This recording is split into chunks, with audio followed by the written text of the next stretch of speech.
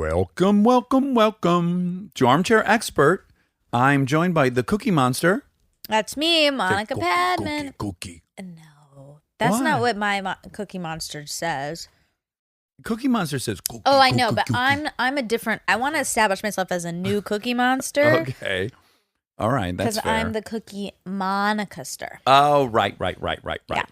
And I'm Dan Shepard.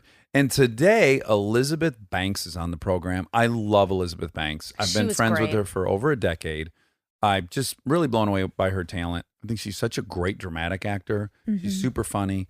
I fell in love with her in The 40-Year-Old Virgin. She's just such a powerful woman. She is. She's an actress, a director, a writer, a producer. She, of course, was in The Hunger Games, Pitch Perfect, Wet Hot American Summer, 30 Rock, The 40-Year-Old Virgin. But most importantly, on November 15th at a theater near you, Charlie's Angels. She wrote, directed, produced, and is in. I'm excited to see it. Beastly move. Yes, it Give is. it up for Liz Banks. He's an armchair expert. He's an armchair expert. He's an armchair expert. He's an armchair expert. Banks, what is the goddamn secret? Hi, baby. I mean, you really look like $1 trillion. Genetics, I Is guess. it genetics? Yeah. Is your mom pretty tight and hot? No. Okay. Is your dad? I have some aunts that look like me and some cousins. Uh-huh. I'm trying to age gracefully. That's something okay. I will happily say to everyone. Like, I have not put anything in my face. I've never had a needle in my face. Really? No. Oh, wow. You should try it. They sell. Everyone's trying to get me. Yeah. They're selling me on that idea. I don't know. I'm really uninterested in the psychology of Starting to alter. Mess with my face. I would do it if I felt like I could happily look in the mirror and not have like emotional or psychological baggage doing it. Sure. But I don't want to do it, and I'm trying to resist. And there's a reason for that, and I have to honor it. Now, look, if I was not on television and I just have money, I'm nose job, facelift. Right. Like, if it wasn't obvious, Yeah. I'd go all the way. Totally. I'd come in with a picture of Brad Pitt and I'd go, just get as close to this as you can. I know I have realistic expectations, but let's aim in this direction. I remember, so the first film I ever really made, like my SAG card film, was Wet Hot American Summer. Yes. And I wear like a little bikini top, and like it's all obvious what I'm offering. Sure, Yeah. right. These little babies right here. And so I went to meet an agent in LA, and he was like, maybe you should get a boob job. And I was like, but I was like, Did you meet him in a strip mall? no, I met him at his office. But I also was like, yeah, but it's out. Like, the cat's out of the bag. Right. Like, Yeah. it's all going to be totally obvious now if I do that. I'm not Right. interested in that. Here's the other thing. I feel the way about those kinds of doctors as I feel about a lot of things. Like, you are putting your livelihood in your life into their hands. Yeah, And Yeah, what if they fought with their wife that morning or their husband? like, who knows what Yeah. could go wrong? You know what I'm saying? Like, why am I doing that? I don't know. Yeah. And then I've also had friends and my sister who like have faced cancer and have had surgeries and stuff. And you're like, why would I voluntarily Yeah. put myself under a knife and like anesthesia and all? It's all so dangerous is my point. I can tell you from an addict's perspective, to get those perks, you got to get those Oxycontins one way or another. You see putting your life in someone else's hands. I see You potentially a justified 5-day relapse with no recourse. Oh, man. No.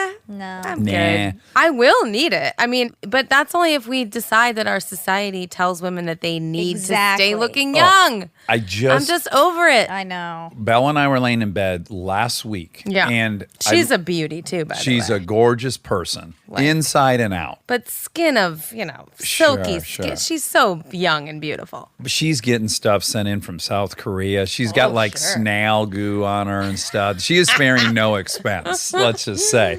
But I mean, I'll do a mask. Yeah. I'm not Okay. saying that. what if you're like, I don't even wash my face? I'm going to look how Mother Nature intended. I think we wanted to look up the age of some actor, right? And then when I looked that up, it gives you other suggestions like, oh, maybe you want to know how old this actor is, right? And it became this weird rabbit hole. And before I knew it, I had a grid of actors in there like from 65 to probably 80. And I said to Kristen, I'm like, look at this page. The sexism or the misogyny, it's so fucking deep. It's so deep in me that when I look at that, the older men still look attractive to me and virile and all those things. And I'm very aware that the women have aged. It's crazy that culture can affect what you see. Yes. You know what I'm saying? Like, and even I have an awareness of it, and it doesn't help. We were talking like in the show, we're watching some of the folks are older, and I'm thinking about the women being older. I'm thinking about it, how it, it will impact Kristen. She's thinking about that. The whole thing's happening. And yet you're honestly asking me like, am I attracted to that woman? I'm not. Right. It's so deep. Yeah. It might be partially biological. Yes. Sure, because you're Meaning, not like, fertile. Correct. Like, I can't make you a baby as easily as, You once could. I once could. Yeah. I turned 40 on the set of the Hunger Games with all those young, adorable people. February 10th. So anyway, I turned 40. It was a hot mess of a time anyway because Philip Seymour Hoffman had just passed away. But anyway, so we were looking for something to celebrate, and I turned 40, but no one knew. They just brought out a cake and started singing Happy Birthday. And Liam Hemsworth, so hot. Sure. We love how he looks, A beauty. Yeah. He's like, how old are you, Banks? Oh, sure.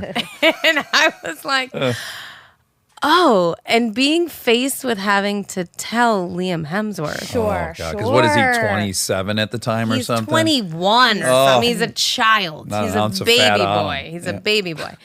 I was like, I'm there. I'm 40. Yeah. I could feel him like His boner go like down. I could feel him like shrivel up and run. No. That's not true. That's in your head. Yeah, that's no, in it your wasn't. I'm head. telling you. He had no idea how old I was. He definitely thought I mean, knew I was older than him, obviously, but like a cute auntie. Yeah. I was suddenly like, I could have been his mother, I think. Like, I Well, think I'm old enough that I could be his mom. Biologically. And biologically, of course. Yeah. But biologically is what I'm talking about. Yeah. Right, That's the right. point I'm making. Yeah, you're making a great Is that point. biologically, all of a sudden Liam Hemsworth was like, oh, goodbye. Well, hold on, though. Hold on. I'm just saying, I really felt unattractive all of a sudden. Interesting. Like, it was overnight. Right. I mean, I'm not saying I can't fuck whoever I want. No, I know. Yeah, You yeah, clearly, be honest about anyone catch would. a D. Anyone. But You need only step out on your porch. I'm sure you could wrangle a deer or two. I mean, I value your experience. Yeah. I'm not calling you a liar, but is it possible that Liam had no real shift? I mean, if I got Liam on the horn. no, I think if you asked him, he did not know I was that old. Okay. I But felt a shift. listen, maybe he and I were just different 21-year-olds. I think I would have been excited by that notion. Like, oh my Yeah. goodness, you look like that, and you've got some real experience under your belt, presumably. Yeah. Let's see I what- think there are guys that do value Perverted that. guys. You're like, you could be my mom. Cool. You can find my like mom. that. I could have sex with my mom. Oh, wow. Now, no, we've known each other for maybe 13 or 14 years or Yeah, something. I would say that. I remember exactly when we met. Okay. I can't imagine you do, but I'm gonna say I was made aware of you as an actor by 40-Year-Old Virgin. Thank you. I just thought you were unbelievably spectacular. I was like, who is this person? You know the way you do when you see people, it's one of the funnest parts of going to the movies. Like I went to Last King of Scotland and I'm like, who is this lead of this movie? I must see everything. yeah. What's his name? James McAvoy. James McAvoy. I must see everything. What's his name? Or the gentleman from Train Spotting. Ewan McGregor. Ewan Oh my McGregor. God. Like you see him and you're like, oh my goodness, this Yeah. is really something. Yeah. I really felt that way about you in 40-Year-Old Aw, Virgin. thank you. So, and our mutual friend Shauna had been a producer on that movie. Yes. So I was at Coffee Bean and Tea Leaf on Sunset Boulevard. Oh wow! And by- You literally just popped me into this memory. I did. I brought you in. Yeah. Okay, great. So I saw you in line, and I am bona fide starstruck, and I am like, oh my God, there's that gal from 40-Year-Old Virgin. Oh my God, Shauna knows her, and I immediately, oh my God, who's that? The girl I love from 40? Oh, Banks. And now I don't really know what to do. And then there's just a beat, and then I see. She's married, so just relax. Because I think I was like coming out of my skin, like, oh my God, what move do I make now? Do I buy her a coffee? But then I did introduce myself to Yes. you, and then we had a little chit chat there at the Yes. Coffee Bean and Tea Leaf. Yes, I totally actually remember that now. Yeah, very That's exciting. crazy. And then, if memory serves Yeah. me, then you and I were both working in New York at the same Yes. time. I went and met you in like the lower part of We were- Manhattan is. in What's the cool- Bowery. In the Bowery, yeah. Yeah. And is that the name of that hotel you were at? Yeah. Yeah. So very cool stuff, new to me. Yeah. And then I hung out with you and your girlfriends one night, Yes. and it was a fucking blast Yeah, and my a riot. sister was there. Yeah, That people was- were running across the That was street a at dark one point. night. Was it? I'm gonna tell you how I woke up the next morning. Okay. okay, tell me. This was before Dax was sober. No, I was sober. You were? In fact, because I had this very clear moment when well, everyone was then running I across the street. Really drunk. Because when everyone was running across the street, I was like, I would have been first in the street, but I'm the only Oh, sober so person here. You were like babysitting us. I actually was feeling sad because I was like, oh, I know who Banks is. And if I were fucked up right now, this night, not sexually, Yeah. but this night would have ended up like in another borough or something. Yeah. Oh yeah. Yeah. Like, there we would- it were would have been having gas. A very good time. Yes, a very, very good time. And had I been drunk too, I think things would have really ratcheted out of control in a hurry. I'm actually. This makes this story make more sense to me than Okay. ever before. Okay. So the next morning, I woke up in a bed. I was fully naked in the covers. My sister was over the covers next to me in the middle of the bed, fully dressed in her work clothes, holding her purse. and then my friend was on the other side of the bed, just sleeping in the bed with me and my sister. And I think she was in pajamas. So it was like Yeah, all states naked, of like dress. all states of everything, and all in one small bed, like not Right. a big bed. Yeah. I vaguely remember trying to get something cooking with your friend.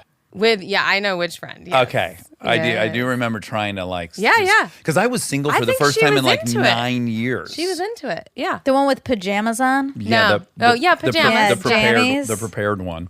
Yeah. Did you just run into them there or you planned to meet up?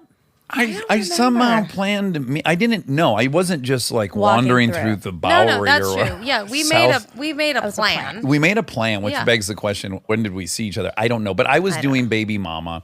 Yeah. and you're friends with all those people. Somehow Yes. there was some cross pollination, and we made this plan. Yeah.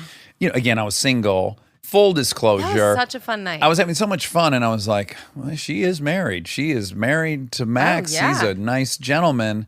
I'm going to have to switch my aim I- here. look at I'm the gonna have to friends. divert. Yeah, I'm going to have I to got chat single. up the I had friends. single friends that were out that were totally Yes. avail. Yes, but no magic Tech happened avail. be- Tech avail that. between any. Technically available, but not truly available.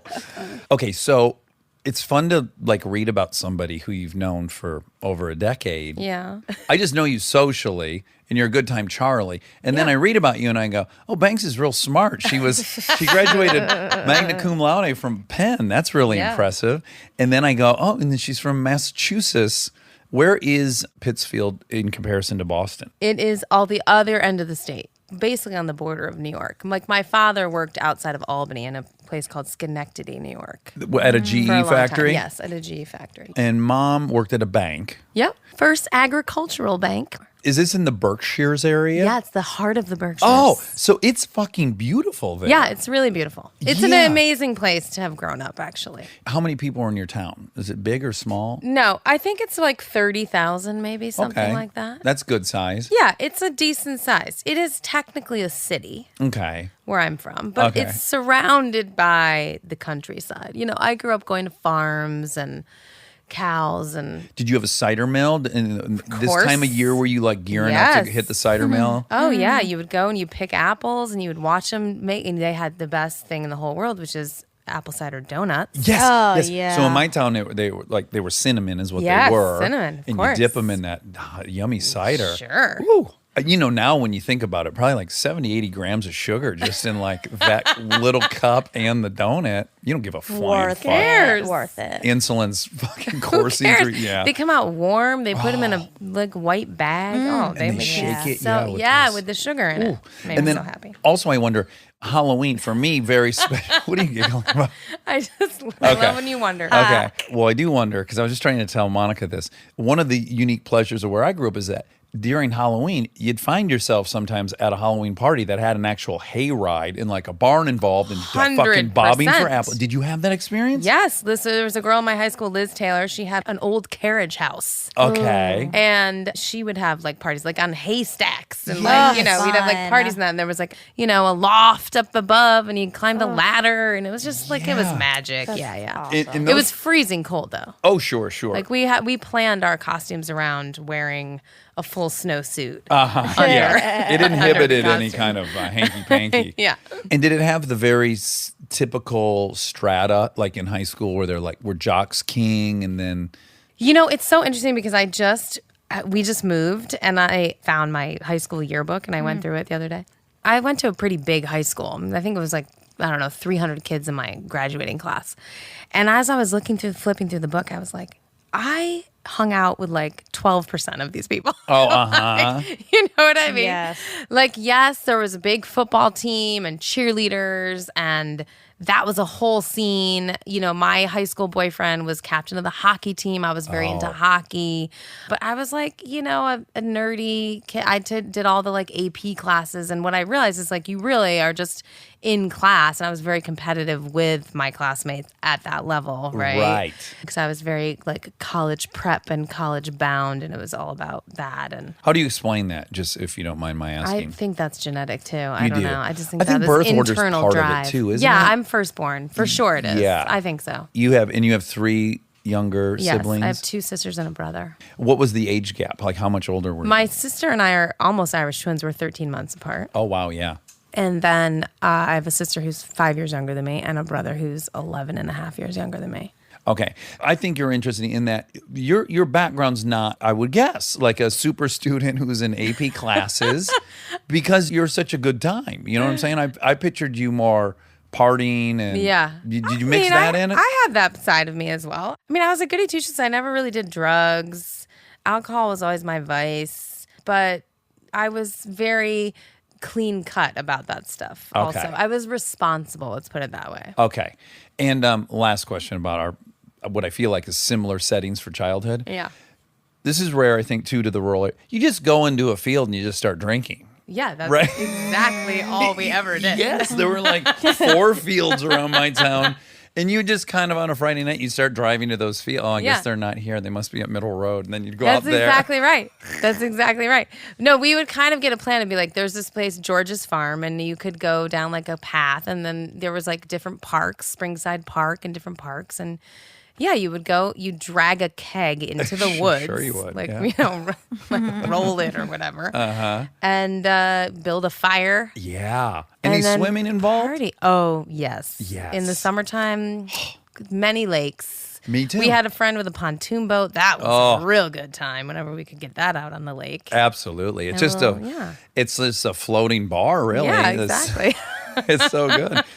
And then there is a point on that pontoon boat party because my father had a pontoon boat and we'd go out there pretty late at night. And there was always the rational part of my brain was like, should everyone be swimming right now? Like, are we at the point of the night where someone Yeah. should say, hey, let's stop swimming? 100. Yes, I agree. No, that was probably me. That I'd was be you. that person. I'd be that person that would be like, should we just do a head count to make sure everyone's like Right. back on that got off? You know what I mean? Like, Yeah. let's just make sure everyone that went in the water is actually still alive. And now we both have 2 children and we live in LA. Do you like a little bit pine for them having that experience? Oh yeah, of course. We went away this summer. We went to Massachusetts for like 2.5 weeks because I just felt like I needed them to have, and I needed it too, a little of that nostalgia and that freedom. And they went to camp on the lake and, and went to soft serve ice cream and just mini golf and, all of it, Oh, right? yeah. Like I love that. Yeah, the lake thing in particular holds a certain power over me where like I have to every year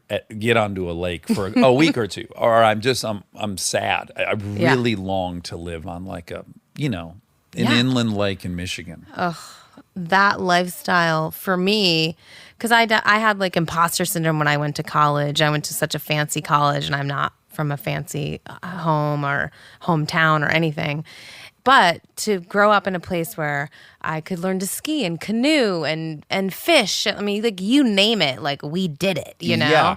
And I thought having an environment where you get to do all of those things really helped me kind of feel like I could fit in a lot of places. Yeah, having some kind of like physical confidence that you can Yes. do things, I think is really beneficial Yeah. later on. Yeah. You just feel like you have a command or, okay, yeah, I can be in this setting and manage. And also just little things like I learned to drive on a stick shift. You know, like kids in New York City didn't know how to drive a car. You know Yeah. what I mean? Yeah. Like You're right. just things like that just I do think really have helped me feel confident in life. Yeah.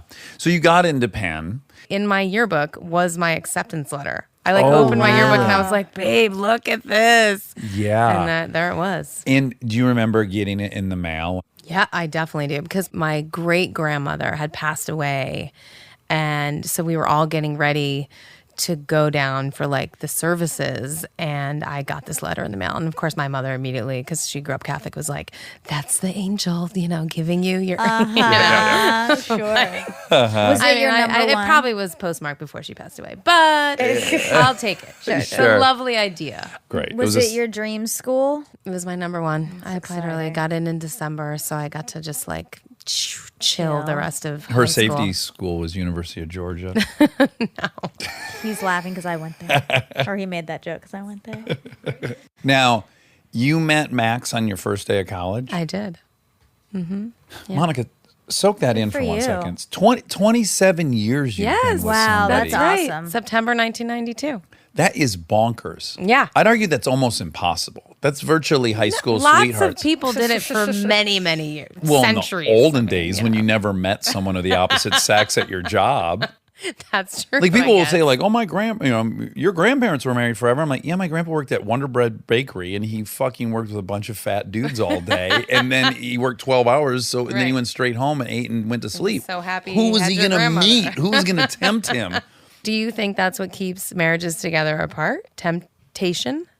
I think that's a big component of it Yeah. for sure. I mean, I think if as marriages and relationships go, you got to be really on top of like checking in, remembering to state your needs, all these things that are like, my grandparents didn't fucking have that vocabulary. No. And so I can't imagine it was easier for them than it is for me. And we have tools. I think if you meet someone at your workplace that seems to be recognizing you in a way that you really wish your partner did, how is that not going to feel special? How are you not going to respond to that in some way? Now, whether you cross the line or not is, Yeah. whatever. That's someone's thing. But It's so interesting. I'm old fashioned. Like, I have no plans to get divorced. Like, when I got married, I was Yeah. like, so this is for life. So you got to figure it out. yeah. Yeah. Like, you got to make it work. Which I'm also very lucky. I chose very well. Yes. I have a great guy and we have a great relationship and we work together and we spend a lot of time together. Yeah. But happily. Like, I'm very Yeah. happy about it. I've had the pleasure of being around you guys many times, and Yeah. it's a really beautiful relationship. But I guess all I'm saying is, I would say it's compounded by the fact that you're also making that decision. You're Yes. picking, I like a Sprite the most, and you've not had Dr. Pepper. That's true. Yeah, so I just think that adds to the Yep. the impressiveness of this. I'm not for wanting though. You know what I mean? Yeah. That's what I mean. I'm not thinking about like what else is it's not something that occurs to me. So granted that I accept that. You have to have been working with someone where you go, oh, well, we really connect in some unique way. This Sure. is really special. Now, that doesn't mean you're going to pursue it, but I do think there's like pheromones and physics. I've seen it with my husband too. Like, I've been out with him and other women and gone like, oh, okay, that she likes him and he knows it. yeah, You yeah, know? yeah. There's rhythm being exchanged. Yeah, and like good for them. Sure. You know what I mean? Because I have a trust with my husband. Yeah. That's what it is. I trust myself and I trust my husband. And so when I'm having like vibes with somebody, I'm like, cool, that's fun. That's a nice feeling as a human being. Right. Yeah. Reminds you you're not dead for Yeah. a couple seconds. Exactly. Yeah. And then Liam then you remember- Hemsworth shuts him down. And then he just slams that vault door. Okay. At Penn, this is exciting to me Okay. for, again, egocentric reasons, but you went to Delta. I was a tridel, yes. A tri-Delta. And so when we named Delta, our daughter, my mother emailed me, do you know Delta was one of the first stories that was committed to writing? Do you know this? Do you know any of this history about? No. Okay.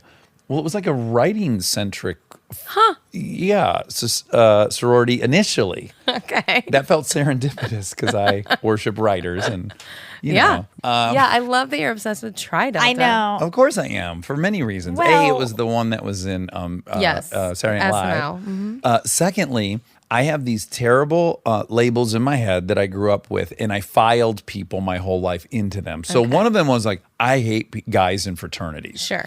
And then my best friend in LA turns out to be my friend Nate Tuck. He was in a fraternity. I kind of hear how the whole thing worked with him, and I'm like, oh, I just missed a party is what I Yeah, missed. Like that's it was an excuse to be super social, and he had a Yeah, blast. you like live in a house with people, Yeah. so you don't have to like live in university housing, basically. Yes, but I am embarrassingly so. I used to, in my youth, define myself by things I didn't like as opposed to things I like. So it's like, you'd meet me and I hate that music and I hate this and blah, blah, blah. It's repugnant now, I Yeah. recognize, because there's nothing to build on there. But also, it's usually because to state what you like demands judgment. Yeah. Right? Or there's And just if- some vulnerability Yeah, there. you have to basically be like, I'm putting myself out by saying that I like this. And everyone can be like, okay, not me, you know, or like, yes, that's great. Let's talk about that. Yeah. But the no one else liking it is the thing. You have to be really confident, I think, to walk into a situation and be like, this is what I like. Yeah. Even with my very best friend of my whole life, Aaron Weekly, and I, on a Christmas morning one day, we were driving and we were 17 or something. And we were just driving and I go, I gotta say, man, I like this song. And I I said, I really like that Just like- Bodyguard song. And he goes, oh my God, I'm so glad you said something. My sister got that tape for Christmas last night and I've listened to it like 20 times this morning. And I was like, oh my God, I could have not told anybody in my life but you. And we were both so relieved that we loved it. I love that. My brother-in-law had the soundtrack to Titanic. Oh, yes. And he we shared a car with him for a little bit, and every time we got in the car, it'd be like blasting. We're like, wow, he just listens to this on repeat. What was the big hit song off that one? My heart will go My Heart Will Go on. Celine Dion? Okay. I don't. You don't know it? No. And I know you won't sing it, and you probably won't either. I won't sing If Just you hit me say, with if the you melody. if you hum it to me, I'll sing it. I sing all of Whitney's songs. I love them all. Okay. I grew up as a huge Yeah, Whitney fan. absolutely. And I love it so much. I was even into I Want to Dance with I Somebody. want to dance with somebody. Of Classic. course. Classic. Oh, boy. One of my early concerts was Whitney Houston. Oh, really? 12 years old, yeah. We actually got tickets for my parents' anniversary, and we all went together as a family Oh, that's that's nice. great. to Tanglewood in Western Massachusetts. Okay, now is this the kind of place? Ours was Pine Knob. My mom took me to Hart. John Cougar Mellencamp was That's opening. exactly the I kind got of hit stuff in the I saw. fucking head with a 60-gallon Coleman cooler, the steel kind. These two drunk dudes were like, it was lawn seating. These guys lost their footing behind us, and all of a sudden you're like, oh, watch out! And I turned and just got fucking bonked in the head with this huge cooler. Got knocked down. I survived clearly. All right, good. But was it that kind of place where you could lose your teeth watching a concert? Yes, it like had a no. Tanglewood is the summer home of the Boston Symphony Orchestra, Oh. but SPAC, the Saratoga Performing Arts Center, which is also where I saw a lot of shows, including John Cougar Mellencamp. Oh, sure. That was more of that joint. The first big concert I ever went to alone, like where I drove with like my boyfriend's older brother who was like 16. By the way, note to parents, like do not let your like know. 12 and a half, 13-year-old daughter go with a bunch of teenage boys to Right. Anywhere, a rock basically. Anywhere, concert yeah. in a Yeah. car, like over a mountain. Like it was insane. Anyway, I obviously made it out alive, but it was Def Leppard was my first. Yeah, White Snake. Pyromania. White Snake opened for them. Yeah, it was amazing.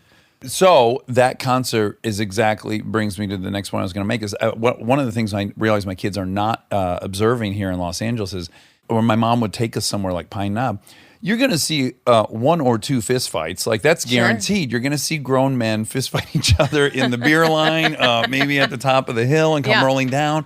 And clearly at Def Leppard, there was some scuffles. Oh, some scuffles. Yeah. And you really feel alive in those situations, don't you? Like you got to watch your... I find that there's so little danger in childhood now, and it kind of bums me out. Me too. I like a little. I really grew in those moments of danger, and I really feel like it was all mostly contained, right? Yeah, like yeah. nothing was like super out of control. Right. But I'm trying, like, I just moved and we're putting in, like, a Ninja Warrior. My kids are obsessed with I have 2 boys. They just want to climb everything. Sure. So I had a guy out to the house to talk about, like, building like a rock climbing wall and whatever, like a jungle gym thing. And he's like, well, maybe 7 feet. I go, nah, you gonna maybe 10 feet. Yeah. And they're like, well, I mean, if your kid falls, da-da-da. And I'm thinking, yeah, I mean. They'll break their arm. Yeah. I they'll mean. have a cast. People Yeah, sign like. it. They'll be Yeah. popular for a couple weeks. I think they will not care about climbing 7 feet. I think unless Right. they're at 10 feet, they're not going to feel the thrill of the climb. You know what I mean? hear you. Yeah, Yes. And then That's I'm true. just wasting my money building this thing, and because that's how I would feel about it at that age. I want to be high. Yeah. But the looks from this guy, like the judgment of like, and he said to me, he goes, "It's not your kids, other kids are gonna come and play on that thing." And then I was like, "Oh, right. You'll get sued, all that stuff. Because my own kids, I honestly am like, I don't know if they fall down and head injury. I mean, I was in the hospital constantly as a kid. Yeah. Really? I'm with Yeah, you. somebody always was getting stitches or a broken this or a something or a sprain or whatever. We were outside running around, jumping, doing stuff. We would poke like a beehive with a stick and then big all bad. run away. Sure. Like, let's just see what happens. Nature's video game, really. Yeah. And there's something so amazing about being able to scare yourself and then learn your limit and then try it differently the next Yeah. time. It's just, Yeah. I don't really know how they get that without these kind of things. Yeah, my kids are really, really big skiers. They're really good skiers. And I can't ski with them because I spend the entire time, like, I don't trust them yet, even though I know they can do it. Yeah. But I spend the whole time being like, they're gonna fly off a cliff. Right, like right. I just spend the whole time on high alert, and then I'm not having fun. Yeah. Yeah. How old are they? They're 8 and almost 7. I still have a 6-year-old, which I'm holding on to for dear life. I feel like that's around the age where you start panicking a little bit, or the panic's setting in for me, where I'm like, oh, good. She looks like a human being. I'm definitely in panic. Like 6 feels like a little kid. Yeah. Yeah. A child, a real child. And oh man, I'm desperate to keep holding on to that. Yeah. I'll keep holding on. I have to cover my face when I, like sing that because I'm getting you Monica. singing. Well, He sings it constantly. Monica hates it, and I have to cover my face when I sing. Usually, she's sitting where you're at, and so if I want to sing, I have to go like that. Or when he does impressions. Yeah, she It's just hates hard to stare at my face when the face. I do No, impressions. Believe me, I'm. Yeah, you get That's it. my view right now. Stay tuned for more Armchair Expert, if you dare.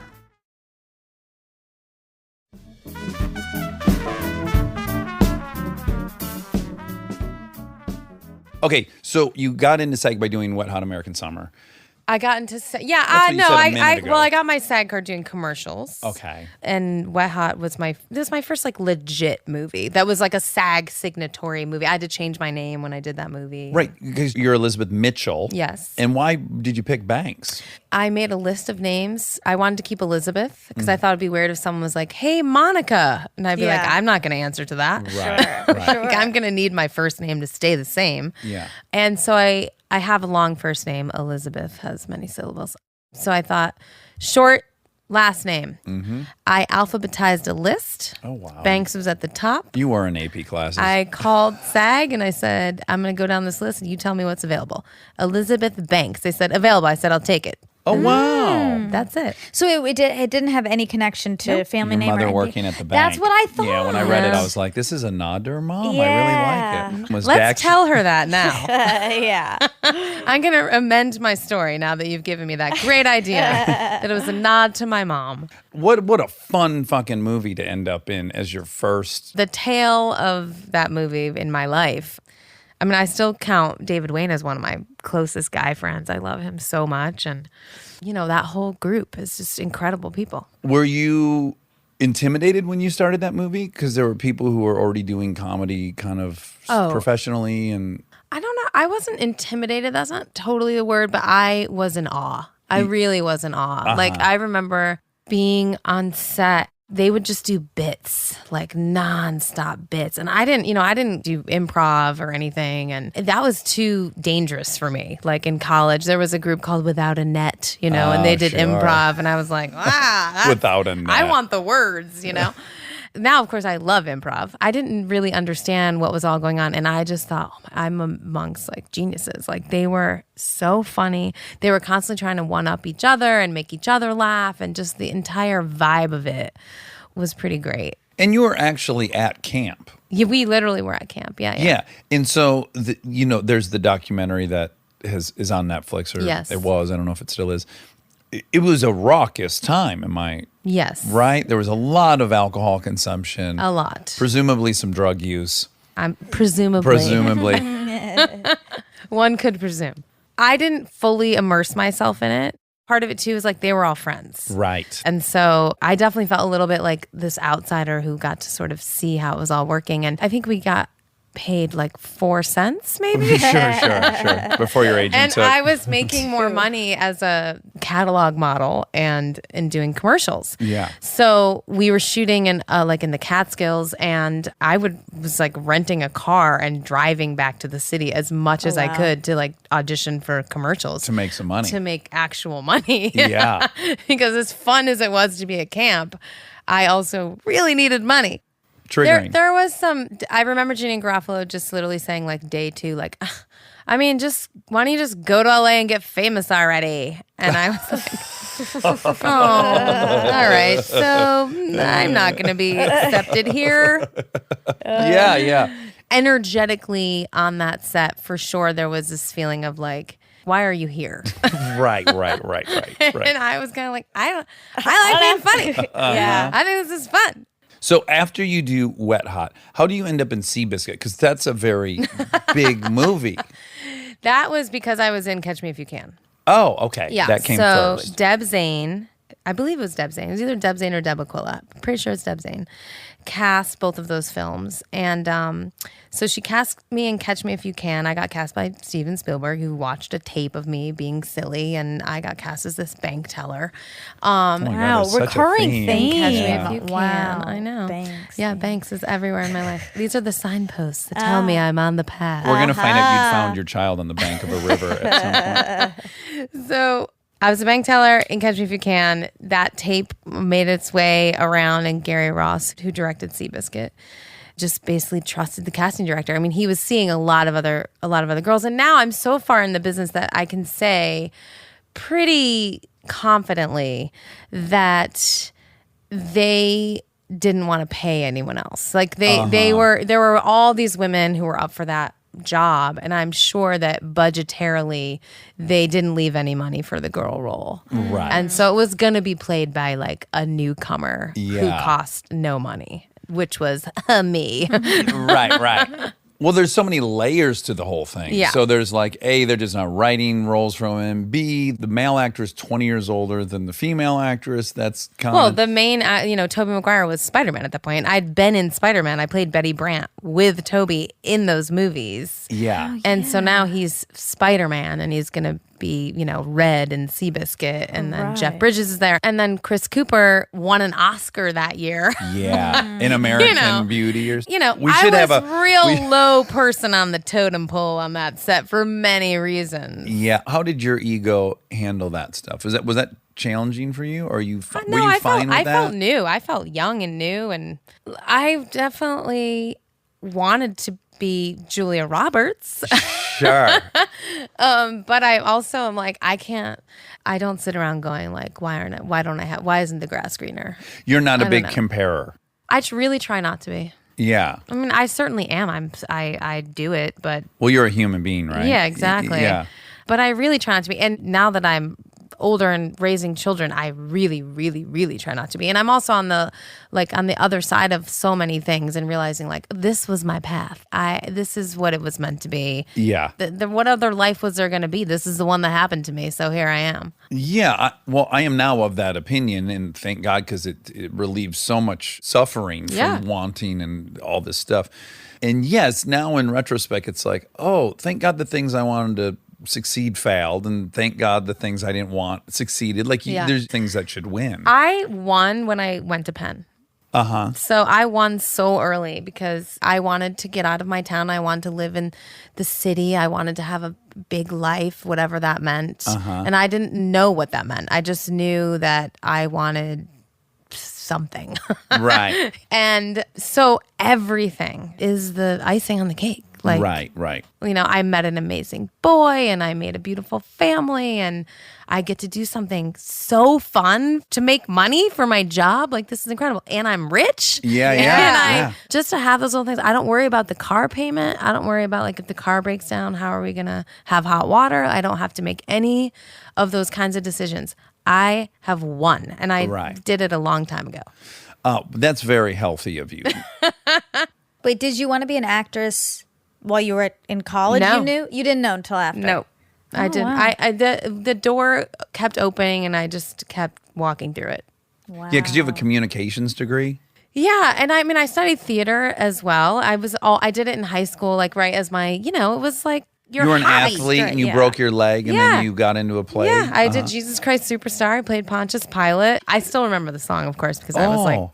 12 and a half when I sang it. And, you know, you really remember music when you're 12. Oh, Anyway. yeah. Have you sang like professionally in a movie? I mean, A little, Yeah. but no, not in like a major role. No. okay. What did I you sing would. in? Sure, I would. Okay, I'll start writing. But what Get on it, Dax. kind of music do you want?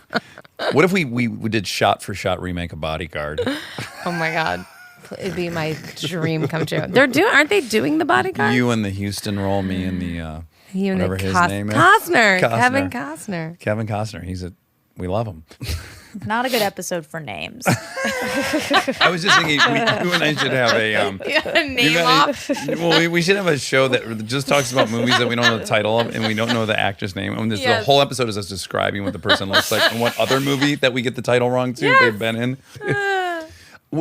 In your mind, so if you've always been like just filled with gratitude about all the little steps that were Yeah. happening, there must also still be peaks within that, right? Where things you were like, oh my God, I can't believe. Like, I've not had the experience being in Spider-Man. Spider-Man, like, that's the biggest movie of the summer, and it opens and it's $1 bazillion, and you know, literally 100 million people have seen it.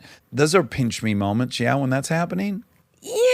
I mean, ish. You know what I mean? Sure, I do. I feel like also I really want to keep going up the mountain. I'm very uninterested in what's on the other side of the peak. Right. You Yeah, know? yeah. I hope I meet that and then it's over. Right. You change your ideas of success as you get successesssuccessful. Oh, yeah. Well, I Right? guess that's where I'm going. You didn't go like, oh, wow, now kind of all these opportunities are going to open up to me, which certainly many did. But did you have an expectation of what you were supposed to get next? Look, I definitely missed out on things, but also there were things that I didn't understand. Like, I remember reading Legally Blonde and being like, okay, cool. What? All right, wait, what is this movie about? Who am I? Okay, and I'm a lawyer, but is this in high school? And I'm 27, like in real life? Like, what is this? Do you know what I mean? Sure. Like, there was those moments where I went and auditioned for that movie, but like, obviously Reese Witherspoon was supposed to be in that movie. Yes. I was never supposed to be in that movie, do you know? Yeah. I have found the things I was really supposed to do, I got to do, and the things that would have been misses, I think, for me, I've missed. And then every once in a while, of course, there's something that you're like, God damn it, I wish that was me. Yeah. Have you ever bailed out of an audition? Yes. What's- I did it exactly one time. It was the first time that I ever came to LA, actually, from New York, where I was living at the time, to test for a pilot. Mm-hmm. It was, speaking of Reese Witherspoon, it was the TV show Manchester Prep, which was the TV show version of Cruel Intentions. Okay. The movie. Okay. Sure. They made it into a TV show.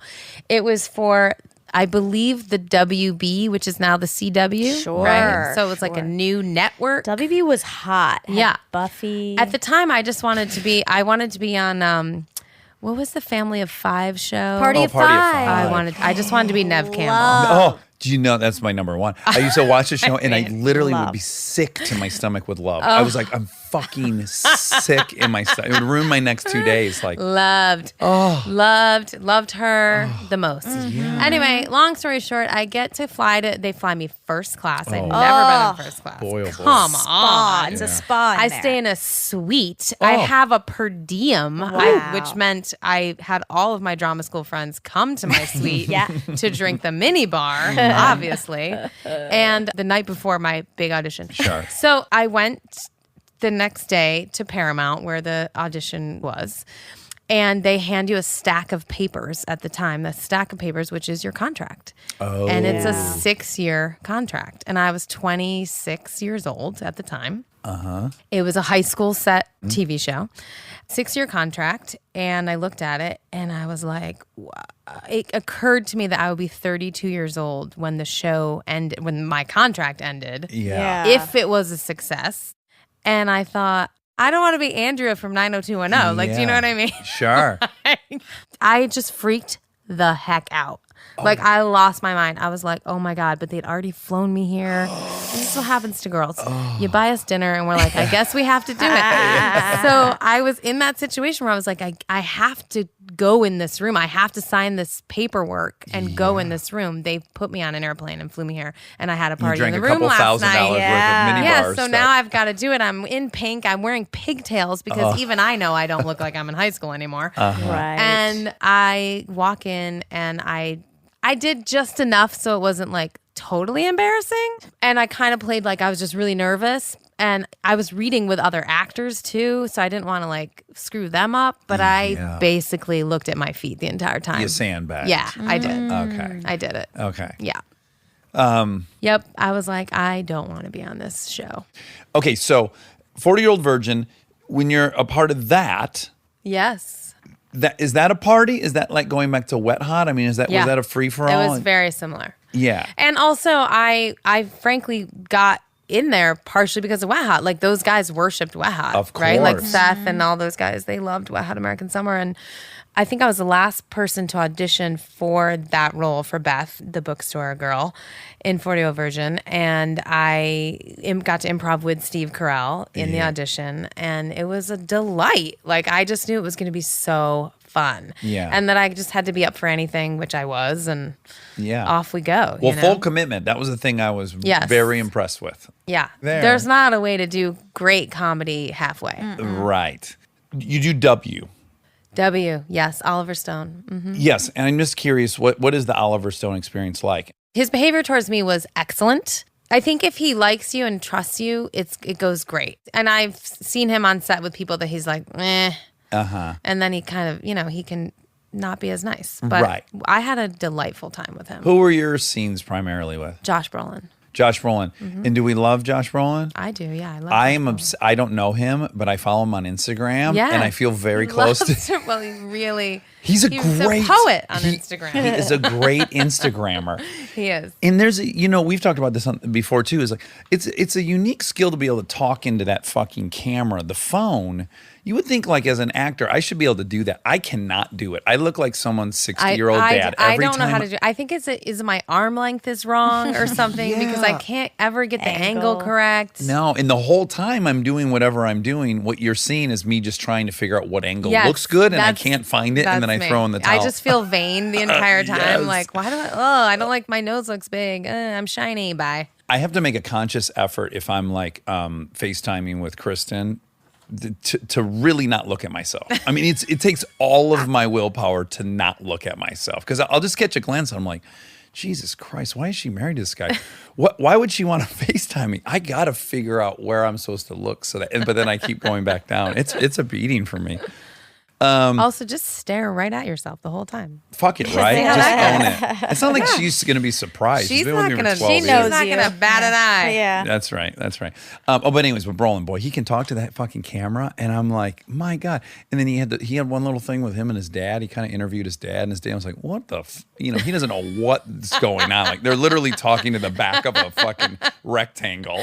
I mean, truly though, when you try and put like 70 and older people on phones, they are like, what is this future thing? Do you know what I mean? Like Yes. that, you might as well be like, let's get on a rocket and go to outer space. Yeah. It's not, I mean, you've lived 70 years of your life with none of that. Yeah. And now it's everywhere. I have sympathy. It freaks me out It's that in gonna happen our to us. lifetime, you and I called our girlfriends and boyfriends on a fucking phone like this. Rotary phone. And- There were you couldn't leave messages for people. There were no answering machines. Yeah. Did you do emergency breakthroughs? Of course.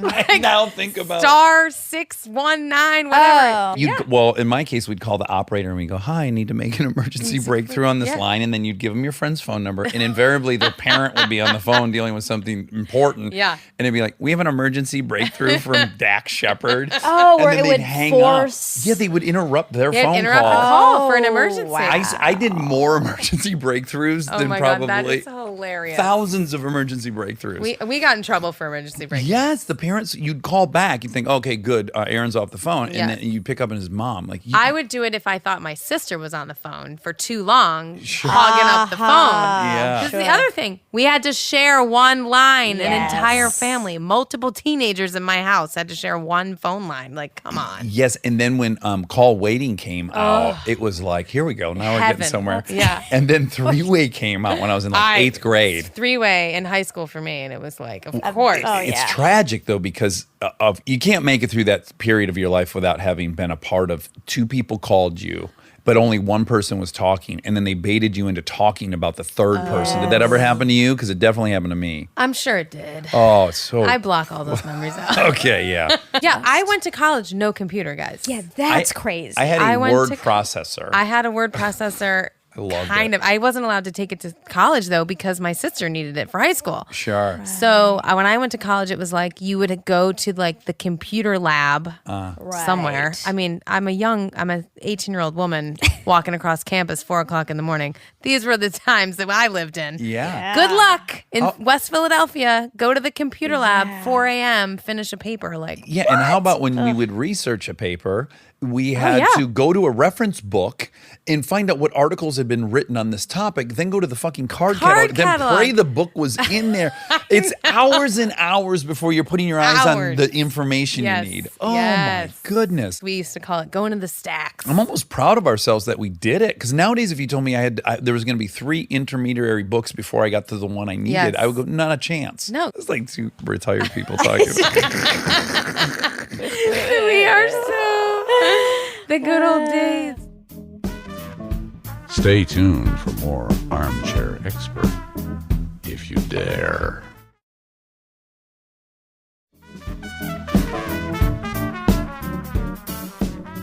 Now, were you a fan of Hunger Games before Yes, a huge fan. us too? I read the book very early on.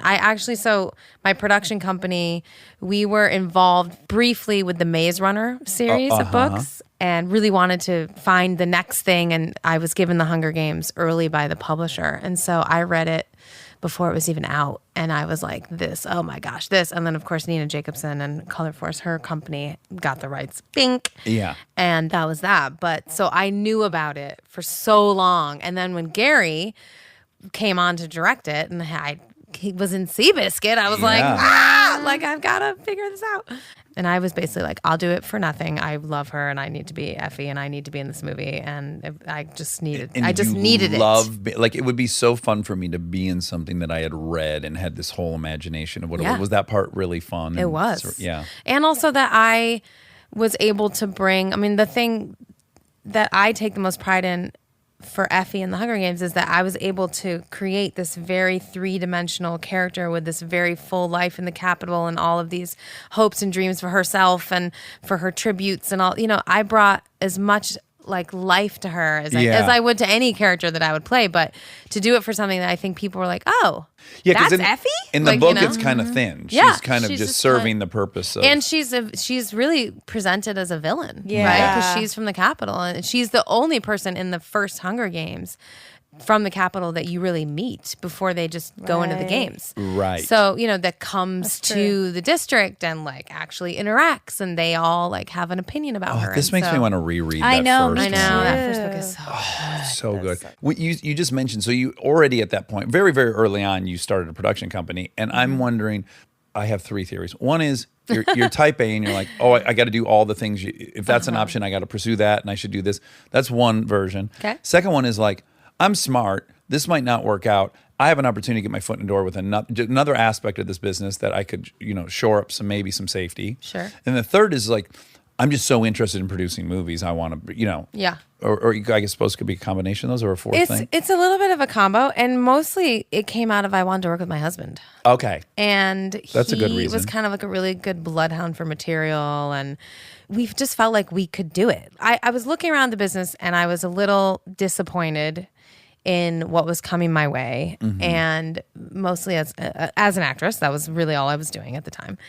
I remember thinking like, we could have a little more control. Like we could do other things. I was in a lot of indie films and I knew a lot of indie producers. And I kind of was like, I mean, well, we could do that, right? Yeah. Like I know what goes into making a movie. Yeah. And at the time it was all about finding financing and all this stuff. And my husband went to business school and he kind of spoke that language really well. And he sort of knew a little bit about that. And I just felt like, and I still feel this way, and I give this advice to people, like what producing to me was you had to have good taste. You have to have taste. You have to have access, which I had to either material and other collaborators, writers, directors, etc., which I had through my agents, right? And through my also you're relationships. And so I had access to people. And the thing that you find as you start producing is that the thing that actually gets things made is clout. That's the third leg of the three-legged stool that I call eBank's Producing 101. Define clout for me. I had taste, I had access, and you build clout. Okay. Clout is when you Like have cachet? success. It's Reputation. cachet, it's Yeah, reputation. okay, It's when you okay. make people money, basically. Okay, great. right? I'm new and to then English, they trust so you. sorry. They trust you to make them more money. Yeah. So now I have more clout than ever I've Yeah. ever had before in the entire Deserved. business. But as a female actress, you have no clout. It's an uncomfortable feeling. I was getting more and more uncomfortable with that feeling that, wow, I am really powerless in this industry, and I don't like that feeling. Yes. Your big breakthrough as a producer, unless I'm ill-informed, is Pitch Perfect. Yeah. It's a book by Mickey Rapkin. He followed these competitive a cappella groups on their way to the ICAs. Oh, it's nonfiction. It's nonfiction. Yeah. There was an all-female group in the book.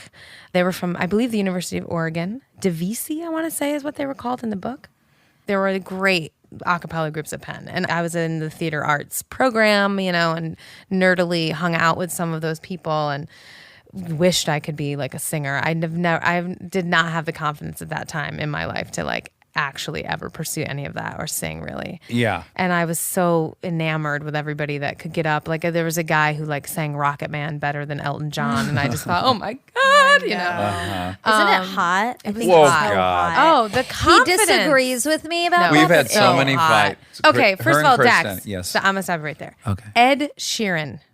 That should shut down any Yeah. argument that you have. Exactly. Okay, the fact that Boom. Ed Sheeran is like, hey, let me just lay these like tunes on you. See what I look like? And then we all go, that's so fucking hot. Like Yeah. he should just get laid all the time. Agreed. Hello.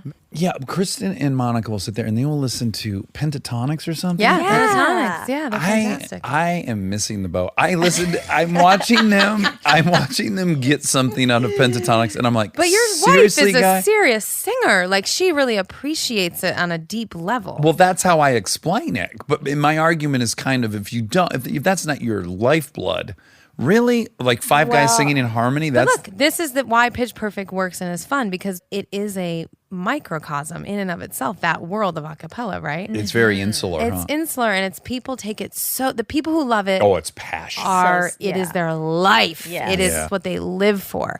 And that's what lends first of all, the credibility to it and to the movies, but also why it's funny. Because the rest of us are like, we're not in on this. Right. But man, did they love it and take it so seriously. It's like why Dodgeball the movie works, right? Yeah. Because you're like, wow, they really love this. The notion in comedy of exploring something that people really take Esoteric, seriously. Yes. niche. But you're right though. There is something intrinsically endearing about people who Yes. love something, and it goes back to Yeah. what I was saying about me being a shithead and defining myself by what I hated and being punk rock. This is so much more endearing and lovable and wonderful, and I aspire to be more like all the people in Pitch Perfect Yeah. and in a cappella groups. So, with that said.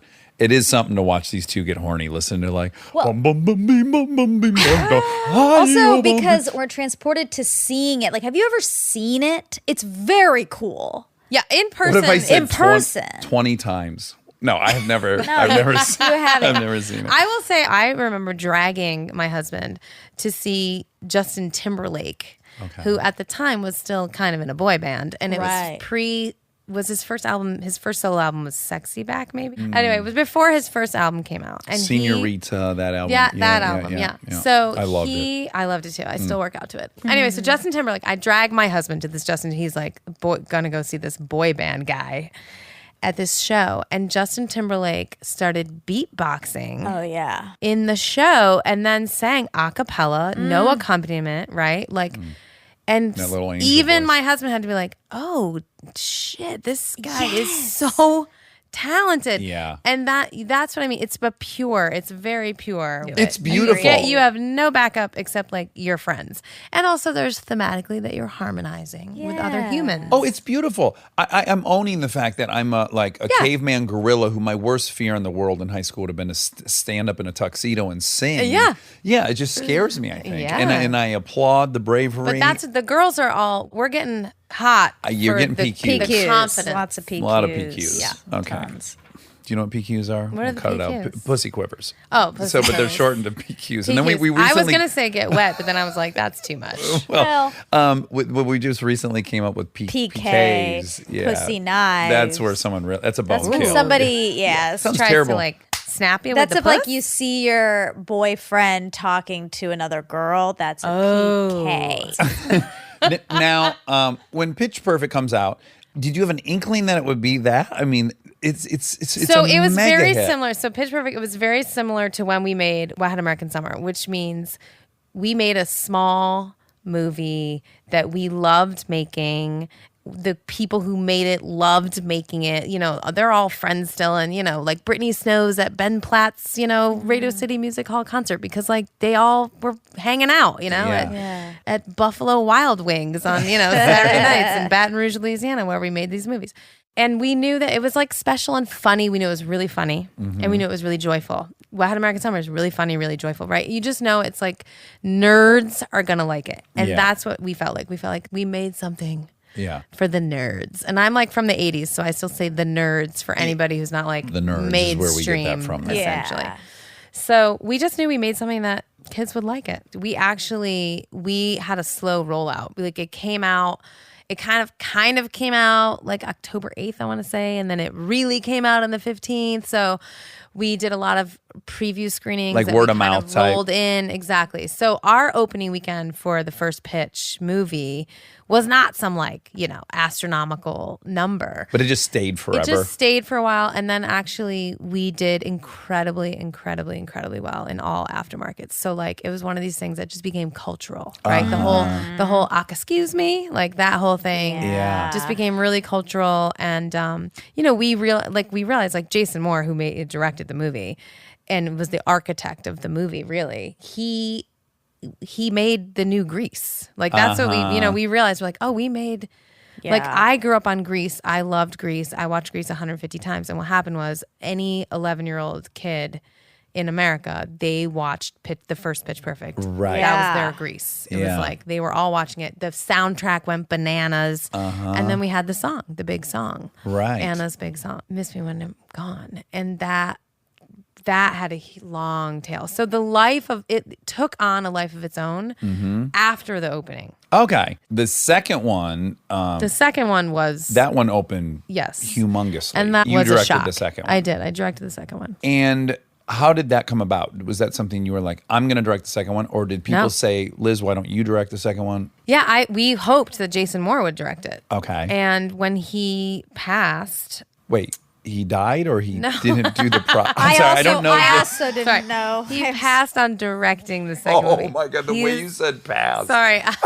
Let me do it again. Oh no. Take two. Jason Moore decided Okay. Don't play that fast he and was loose going to with the direct bouquet. Sisters with Tina and Amy. Okay. And so, you know, we were basically like ready to greenlight the movie at the studio. And Donna Langley, who had seen some shorts that I was directing and knew that I was looking to direct a movie, I was talking to about different scripts all over town, said, I think you should do it. So she kind of championed you to do She that. absolutely did, yeah.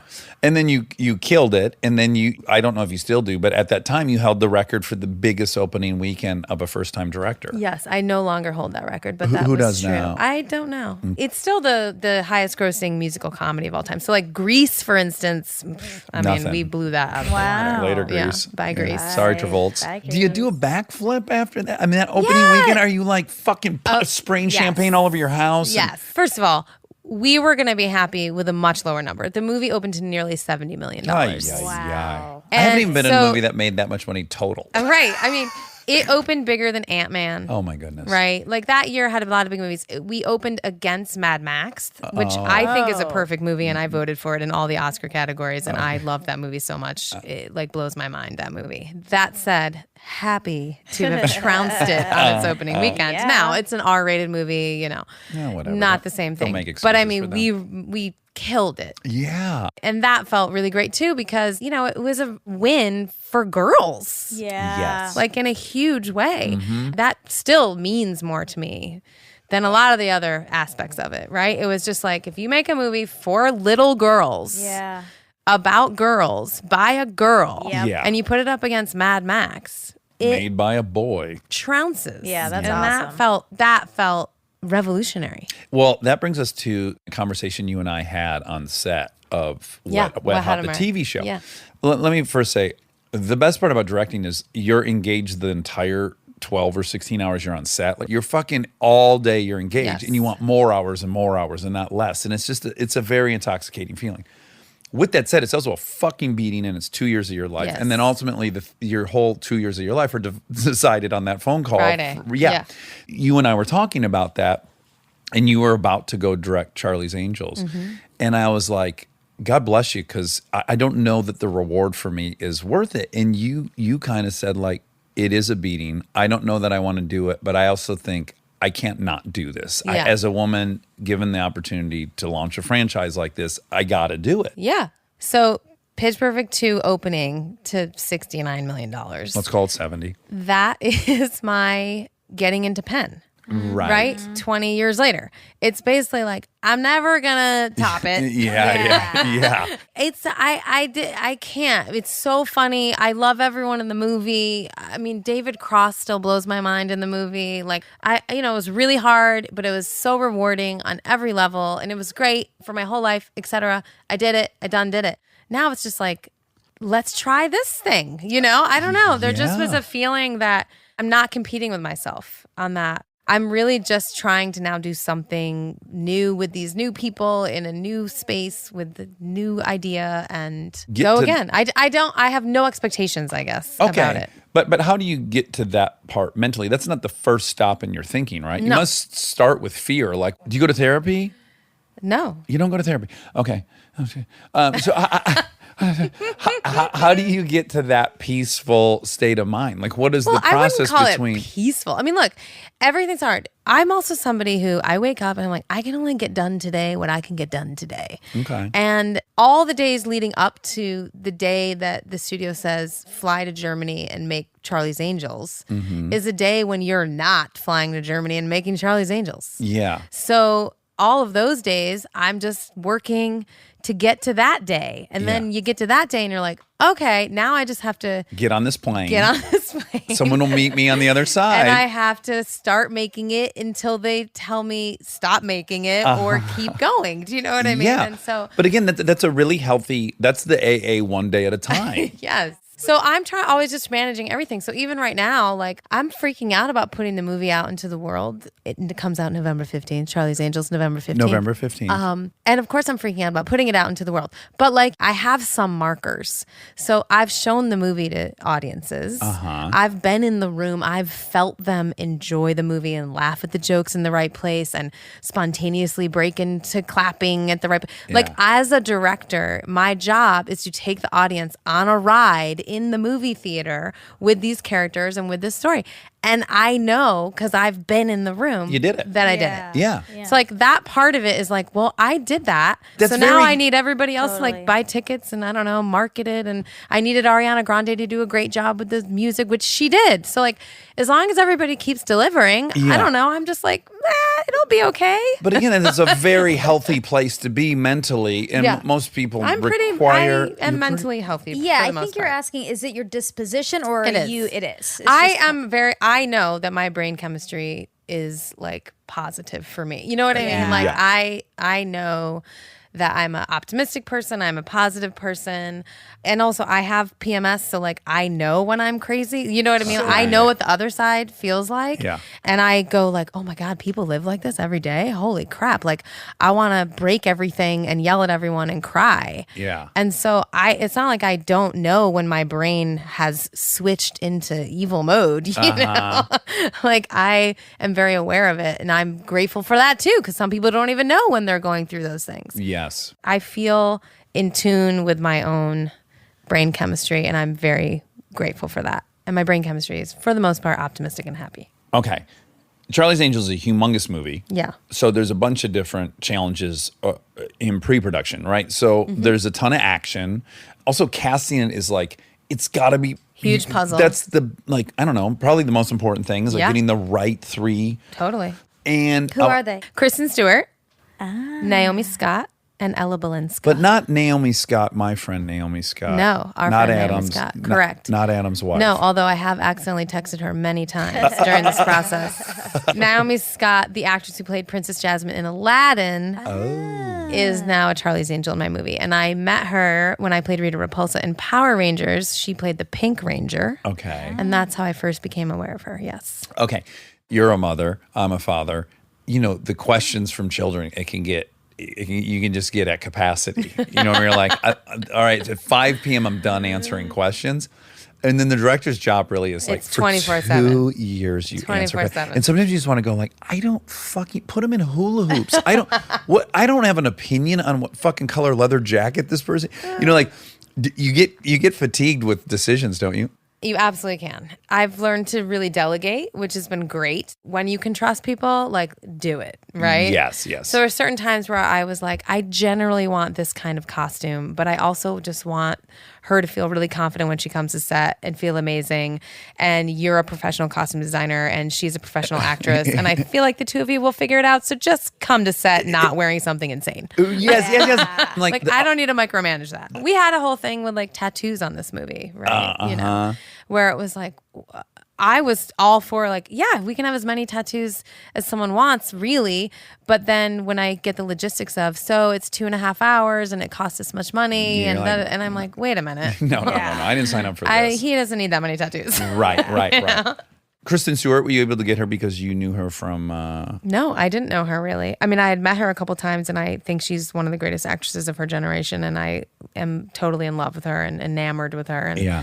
I thought she would really surprise people if she was in this movie. And I, as a director, you're always looking for like the tools, right? Like, what tools will I have at my disposal? And I felt like one of the tools was the element of surprise of Kristen Stewart and playing with people's perceptions of her. Yeah. She was up for it. We more felt than- connected that's- very early on. I did a movie with her when she was, I guess, maybe 13, and Josh Hutcherson was like 11. Yeah. And of course, you Journey then worked with Zathura? Zathura. Yeah. Yeah. It feels very special to have been around people at certain points and watch them succeed, and it just fills you kind of with happiness for them. And of course, they were two little kids, and mean- then they both had these huge franchises, and then like all this stuff is very fun. I think so too. And you know why it's fun for me? I like going to like the Hollywood parties, you know, the Vanity Fair party and stuff, and you look around but when I first started going, I'd be like, wow, oh my God, you know, Steve Martin and like, everybody.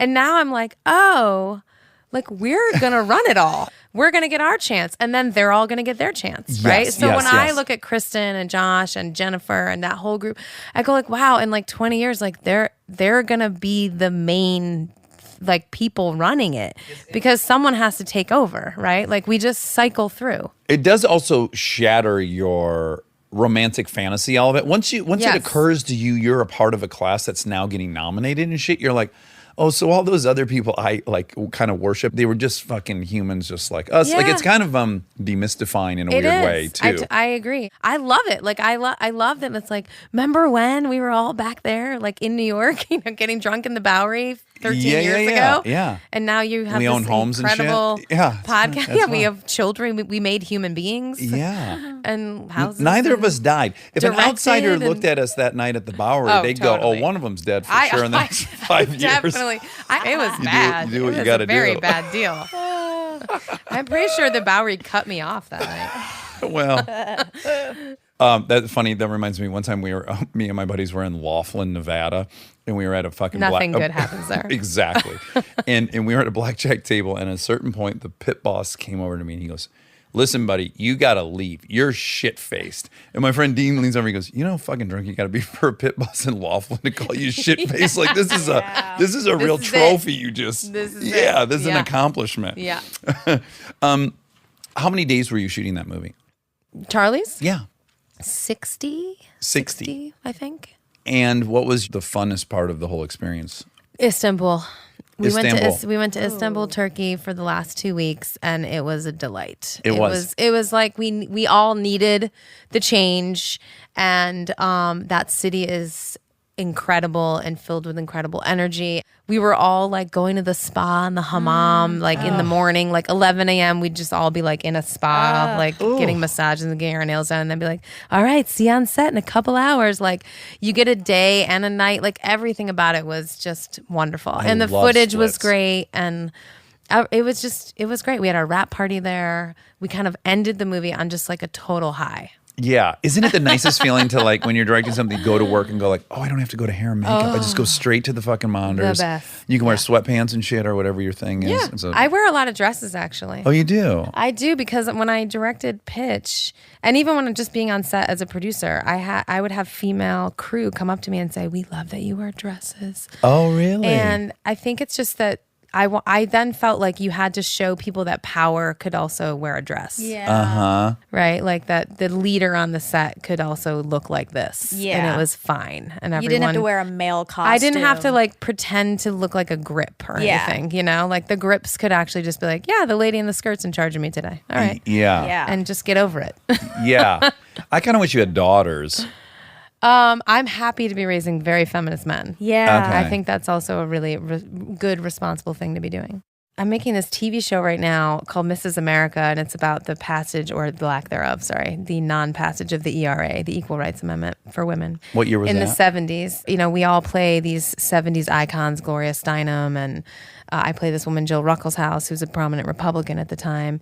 And the fight is all the same. It's the most depressing thing I've ever been a part of, actually, because it's like these Yeah. incredible women fought for women's equality in the 70s, and it's been 40 years, and literally nothing has gotten better. I mean, it's like we're a little bit better. Yeah. It's a little bit better. A little The bit. pay It's a little bit gap's better. smaller, but The you pay probably gap have is less smaller. reproductive rights than you It is did. Yeah. shocking, actually. Yeah. The sort of pullback of like so much of it. Yeah. Well, the thing people underestimate, right, is that this was, I heard this from someone else. This isn't my idea, but they were talking about one of the like really confusing aspects of Hillary. There was some expectation that, wow, 50% of the country is female, she'll probably get the whole female vote, right? And someone was trying to explain, well, why wouldn't women have voted for her? And someone pointed out, which is true, is like, many women are beneficiaries of the male course, of the patriarchy. Yes, Yeah, of because they're course. married to, and Yeah. I don't know why that didn't That's occur to me. That's what Mrs. America is about. It's basically about a housewife who was like, well, what's wrong with just wanting to stay home and raise children? Yeah. To which Right. every feminist says, absolutely nothing. You should 100% do that if that's what you want to do. But there are lots of ladies who need to go to work. Right. Because they literally need to, or like their husband beats them, Yeah. or like they just want to be able to get divorced. Yeah. Like they want to have like a bank account. Like Yeah. just get out of the way. If you want that, good for you. Yeah, economic security Anyway. wasn't reliant on a man. If you choose that, Correct. kick ass, but that shouldn't be the only option. Shouldn't be the in town. option for Yeah. all the ladies. Anyways, look, women are in the workforce now in greater numbers than ever in human history. We were talking on set about how women had this revolution where we all were like, we're going to break these standards of femininity, of like, you're here to mother and you go in the kitchen and you need to cook and you need to be Betty Crocker and Martha Stewart and, you know, be a perfect mother. Nurture, compromise. All of that. Yeah. It was like, no, actually, I want to do what I want, right? Men have never had a revolution. Men have never been able to just get up and say, I want to stay home and raise my kids. Right.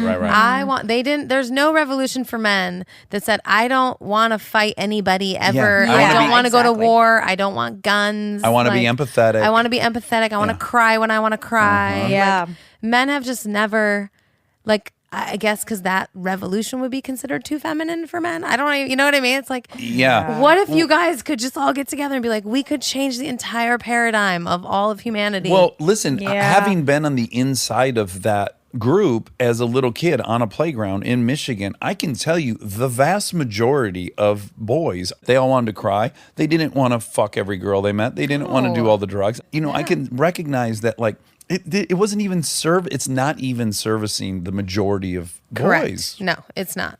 It's crazy. But none of that serves any of us. The ideals, the current quote ideals don't serve any of us. Like, I'm not going to live up to being the ideal mother, wife, whatever. And Yeah. you're not going to live up to being the ideal. I don't even know. What is, Yeah, it's all made up. It's all- CEO with a Well, Porsche I'm and kind a of blah- killing I don't it, know. but yeah, I see your point about you. Liz Banks, I love you. What the Mrs. America? Yeah. Am I saying that right? Yeah, Mrs. America. I panic when I see MS period or MRS period. I'm afraid I'm going to say Ms. or Mrs. or I still, it's a mystery to me how those abbreviations work. Okay. Do you know what I'm saying? No. I mean, you understand them, but can you understand from my point of view how there's 3 different abbreviations for Yeah. Mrs.? Well, there's Ms. They Miss, mean different things. There's Ms. and there's Mrs. Right, and MRS I'm not clear. always means married lady. Yep. Oh, it does? Yeah. Yes. Well, great. Thank you. And by the way, I've known this in the past and then forgotten it. It's confusing to me. I have You have- dyslexia. You're making you're fun a of someone with a Mr., and if you're a Ms. or a Yeah. Miss, Uh-huh. you have an MS. You get the R when you get the Mr. But what's the difference between MS and MISS? MISS is like a child. Okay, and then A MISS, Ms. ISS, a Ms. is what IPPI. you call a woman you don't know her marital status. Okay, or she's expressly single. Correct. But that's another weird but a grown feminist woman, thing. like a single Like, is a Miss. why do we have to say that? Like, Because why we do they need have to know if we can hit on But you there's or no not. Mister. There's no That's just- variation in Mister That's- for whether they're that's married Sure, or there's they're not Mr., married. there's Doctor, there's Ugh, gross. good puke. Mrs. America is on FX. Yeah. Yeah. When's that come out? In the spring, I think March. Okay. So, you and I have this in common where you host a game show. Yeah. Oh, that's right. We have both host game shows. Yes. And I want to know what your experience hosting a game show is. So I came home from the first day. You shoot multiple episodes in a day. So very long day. I'm exhausted. 3 episodes in this very first day. I'm in the shower. My husband comes in. He's like, so how was it?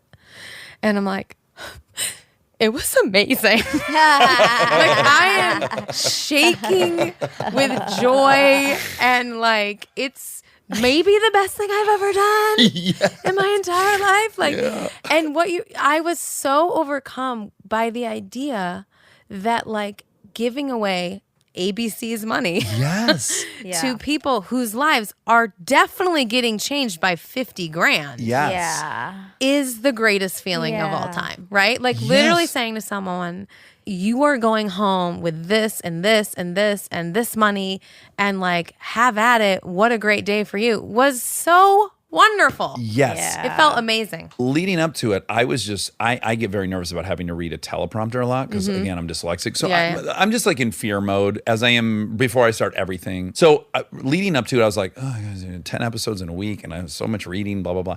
And Kristen stopped me and she goes, your job is to hand people Yes. winning lottery tickets. Yes. And I was like, oh my God, you're right. That's like, it. I'll be the face that hands them the winning lottery ticket. And once I grasped onto that idea, I was like, oh my God, this is the funnest job ever. Yeah. Now, granted, on my show, some people fucking lose. Yeah, and my it's show people same wham me thing. out and it's Oh, depressed. Like it's- literally it kills me. Yeah. Those are the ones, like if they're winning, I could do 12 a day. Totally. But when someone, and they're all so deserving, the people on my show, course. I'll go back in my little, my Yeah, little your dressing little room room. afterwards, and Yeah. I'll be like, oh my God, I got to reset for the next show. I Like, I know. got to be optimistic. Because you go on the fucking ride with them, don't you? Totally, you do. Yes, Oh. and you're rooting for them, and my whole team is rooting for them. My makeup artist would come out because I do press your luck, right? And it's the whammies, and people press their luck. It's gambling. They're basically gambling, and we're like, Yeah. oh my God, don't do it. So they come out. my makeup artist will come out just to powder me and just to be able to be like, if he presses his luck on this next one, I am gonna lose my mind. You know what I mean? And then like just leaves. Like he just needed to tell me like, I mean, I don't know what we can do, but because you can't influence what they're doing, right? You can't. Oh, I tried. that I is tried. Did you? I'm like hint city. I'm like, let me set the table for you. Let me lay out some stakes. Like you do realize that if you press your luck and you hit a whammy, that you're going. You just want to be like, you get this, right? Like, honey, yes. take the money and go. Like, I'm literally saying to them, like, how far can I say? Like, because my weird, just as luck would have it, the whole thing's modeled out, which is so fascinating to me. And they got some guy who does modeling for the NSA to figure out what this wheel will pay out, right? It's so complicated. Yeah. So they know what it's supposed to do. Yes. But our first 3 shows, no one won. and I'm starting to think, is this fucking thing broke? Like, is the model broke? Yeah. And also, like, I want to tell the contestants, like, hey, if you've got a couple $100,000 on the board, like, that's plenty of money to go home with. Like, don't get distracted by the millions on this thing. And I'm like, how far can I go? Because I just really was trying to impress upon them, like, let's not get drunk on this fucking spinning wheel and remember how much $200,000 is. Yeah, I know. It's hard though. But also, I look the contestants that come in and they're like, I came here with nothing, and I'm going home with this experience and a little money in my pocket, and like, who cares? It's great. And that is the other attitude that I do try and maintain. But man, when somebody like wins so much and then whammies out of it, it just breaks your heart. The hardest thing I've done since I entered show business is for the person loses. We find out the person loses, and it's literally 11 seconds before the crane's done going up. Yeah. So I have to turn from them crying and go like, come back next week.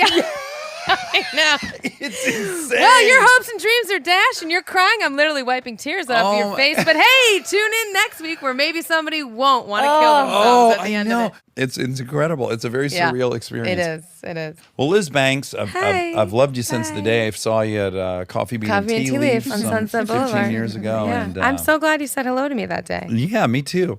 We're going to watch Mrs. America in the spring sometime, and then we're going to watch Charlie's Angels on November 15th. Yes. I watched the trailer. Obviously, I haven't seen the movie yet, but the trailer is fucking awesome. Thank truly, you. truly awesome. And if I did not know you had anything to do with it, I'd be like, oh, I'm in. Very is it sexy? Yeah. Okay, sexy, good. I need joyful, it sexy. fun. But I think people were worried I was going to like put them in like turtlenecks and Birkenstocks or something. Right. Like, I like a sexy girl too. Yeah. You can do both. Yeah. You can have both. Yeah, there's this fear that implicit in feminism is that somehow you have no desire to be hot, which is like, well, hold on a second. No one signed up for that. Kim Kardashian's pretty famous, guys, based on like lots of things, Yeah. One of them being that hot bud. All right, so we're going to see that. We're going to see Charlie's Angels on November 15th. We're also celebrating 27 years with Max. Again, you act like it's nothing. I think it's it's the greatest impressive thing I've ever done with my life, 100%. And he's a sweetheart, and we love him. And we love everyone involved, so thank you so much for coming. Thank you, guys. And now my favorite part of the show, the fact check with my soulmate, Monica Padman.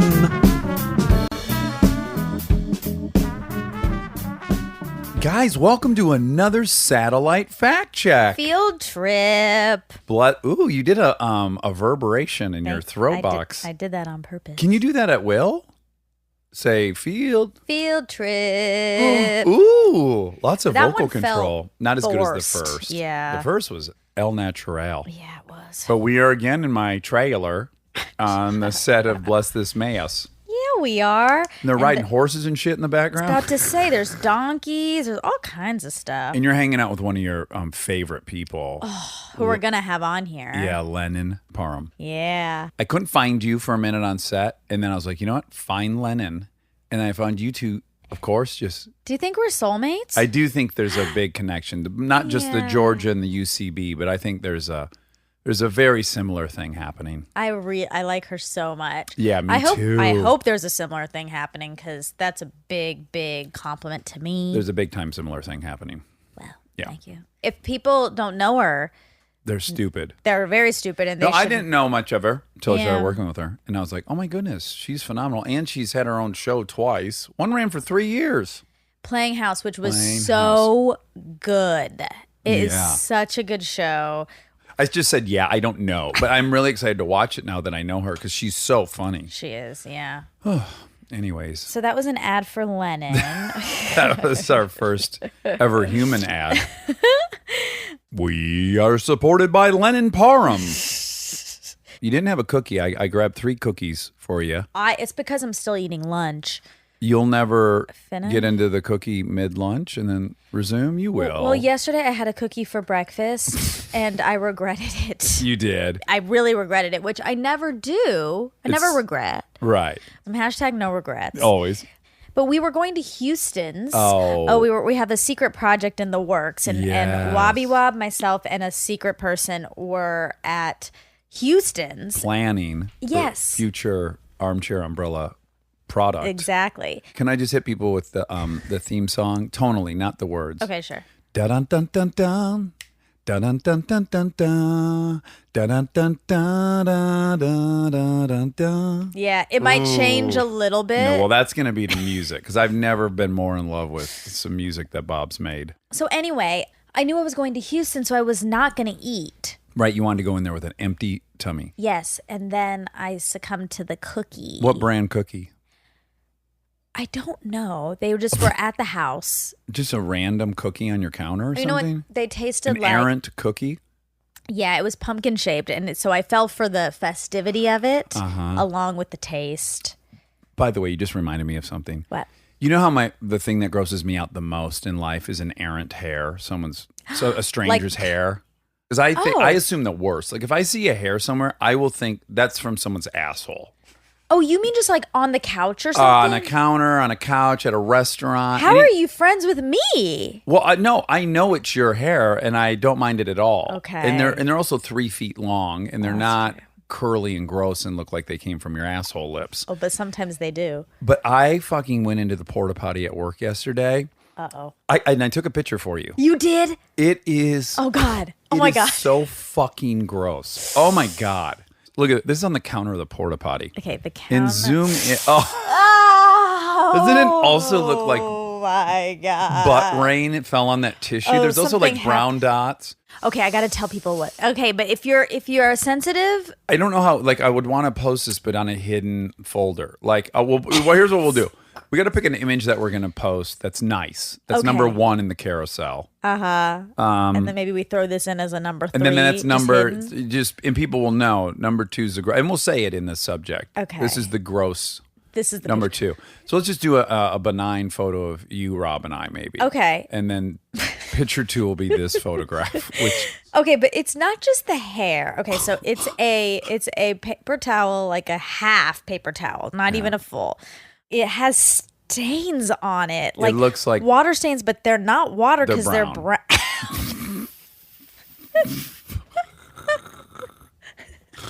And then there's 2 can you believe how long, foul? gross, weirdo hairs. And they're very kinky. So I think they're pubic. They're secondary no. hairs. These are not pubic. I definitely think those are from someone's asshole. They're so long. Yeah.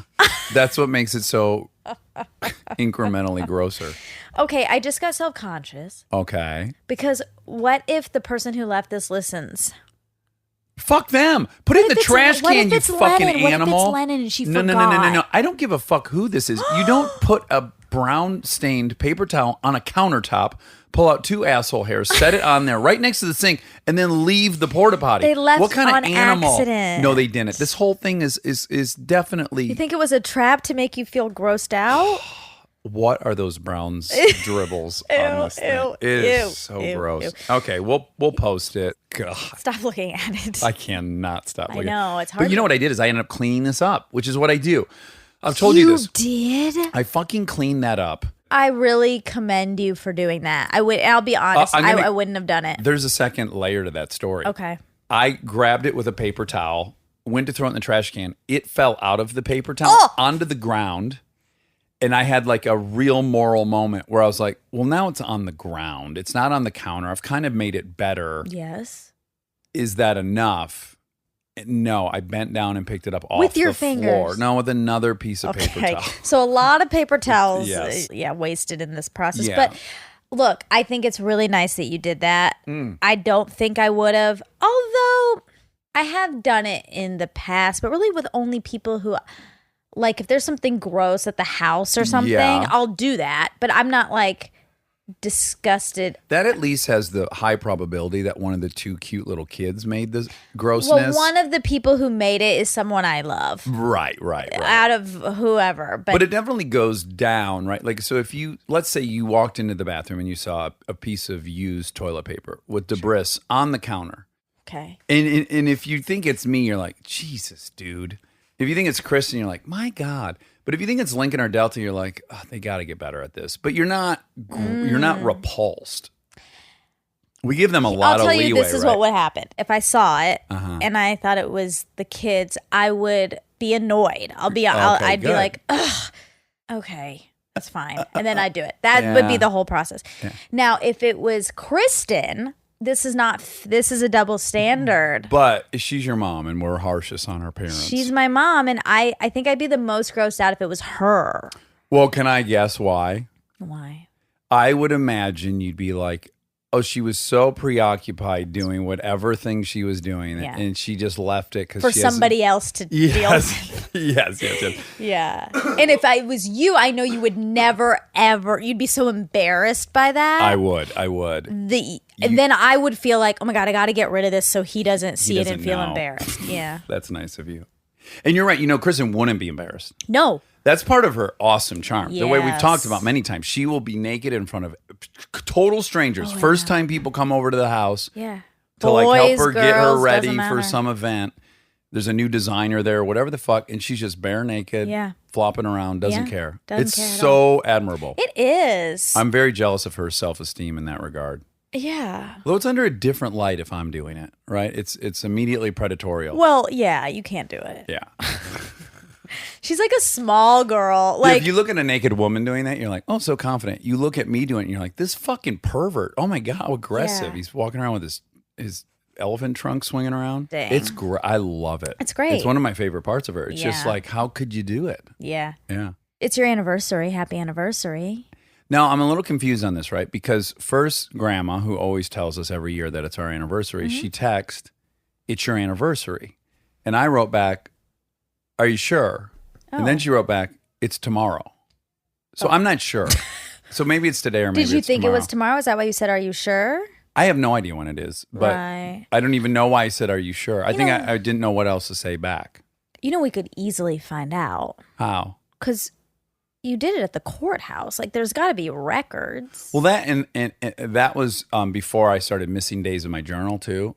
So I definitely, I hadn't missed a day at that point. So I could go back in my journals. But we could maybe- also figure out too when Doma passed, and I think it was the following Tuesday. Oh, okay. Yeah. For neither of us, that does not feel like our anniversary. Okay. For the primary reason being, we were engaged at that point for like 2 years. To me, we got married when I asked her to marry me, and I gave her the ring. But then we waited for Doma to get struck down. Right. We were protesting. Yeah. And so we would have been married way earlier. Okay. Does that make sense? I mean, yes, but you weren't. Like, people are engaged for a long time, but that's not their anniversary Yeah, for me, the big moment. leap was proposing to Sure. marry her. 'Cause Yeah. to me, there's no coming back from that. To me, that was the declaration, and that's that. Yeah. Well, and also you guys didn't have like a big wedding or anything. No. So that We didn't have a wedding. Yeah, we went to the You- courthouse. you had and a- Amy took pictures. I'm really jealous. That what? Of course. That you weren't there? Yeah. Oh, I mean, I couldn't have been there. I didn't really know you guys well. right. Well, the only apology I felt I owed someone, and then I made the apology, was to Kristen's dad. Once I had kids, I realized I can't imagine not getting to see Lincoln or Delta on that day. Yeah. But I had no awareness of that in the moment. You know, Yeah, yeah. I didn't know what that would feel like, and now Yeah. I do. Yeah, So I that's apologized fair. to him. That's fair. That's nice. Then he told me about a great steak restaurant. Speaking of another cute, small, blonde girl, Yes. Elizabeth Banks. Is she small? Because that would be a real interesting thing. I think so. Is she? I think she's small. Okay. Why? Because in my mind, she's not small. She's 5'5". Oh. Oh, Okay, that's not that she's small. medium. Okay. Okay, good. Because I was like, in my mind, I'm like, she's 5'5" in my mind. I Oh. must have made her that tall because she's so successful or something. Oh, or it's- such a beast. Interesting. Do you know what I'm saying? Yeah. But for she's a some tough reason- gal in the way that I think like Chelsea Handler is, Yes. or Amy Schumer, Yes. which is a compliment. Oh, of course it is. Those Yeah. are all amazing gals. That's a good group to join. Exactly. I think that you are seeing very confident women and making a group out of them. Yeah. Okay. Something happened in this episode that was I wanted to ask you about. Oh, okay. I'm not mad about it. Okay. Well. Okay. I'm really not mad about it, but it was very unlike you. Okay, so this is what happened. She was talking about her college, which is a very good college. Penn. Yes. It's a uniphile school. Yeah. We were talking about that, and then you said her safety school was University of Georgia. Yeah. Yeah. And then it was, in my opinion, a little uncomfortable because she doesn't know that I went there. That joke was for you. Well, I know. That wasn't even but, for her. That was for you. But I think it was weird for her because she was like, She didn't. no. Yeah, she didn't. But then, she didn't get it. well, but it's not that she didn't get it, but like she was like, no. Right. But then I was like, I went there, like, and then she had to be like, oh, it's a good school too. Like, Right. yikes! It just, I thought it was not great. Sure. Yeah, she didn't have any of the prerequisite knowledge. But No. I was making a joke for your sake. I know, but what? Don't you think That that's it's a funny a bad joke? school? Yes, I do the same thing to Kristen about NYU, and I Oh. expect you to do it about UCLA. Okay. Because it's not a uniphile school. No, it's not. But that's No. why it's not really a good joke. No, it is a great joke. If it was like Harvard, Was your backup? that's a funny joke. kind of low hanging fruit, though. No, but University of Georgia is low hanging fruit because It's really a good joke because she has no idea you went there. So it's really a joke for you and I.